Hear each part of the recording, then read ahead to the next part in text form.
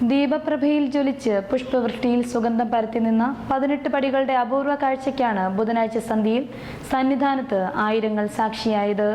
വ്രതാനുഷ്ഠാനങ്ങളോടെ ഇരുമുടി കെട്ടേന്തി മാത്രം ദർശനത്തിനായി ഭക്തർ കയറുന്ന ശബരിമലയിലെ പവിത്രമായ 18 പടികളിലും പട്ടും പൂക്കളും ദീപങ്ങളും അർപ്പിച്ച് പടിപൂജ.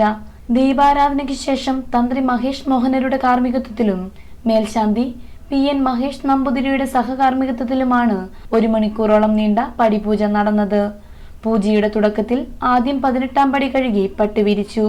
പട്ടിന്റെ ഇരുവശത്തും വലിയ ഹാരങ്ങൾ കൊണ്ട് അലങ്കരിച്ചു. ഇരുവശത്തും ഓരോ നിലവിളക്കും കത്തിച്ചു വെച്ചു.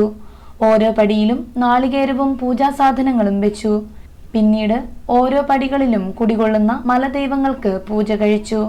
ഓരോ പടിയിലും ദേവചൈതന്യം ആവാഹിച്ചിട്ടുണ്ടെന്നാണ് വിശ്വാസം. ബുധനാഴ്ച വൈകിട്ട് നട തുറന്നപ്പോൾ ദർശനം നടത്തിയ സ്വാമി ഭക്തർ പടിപൂജ കാണാനും കാത്തിരുന്നു.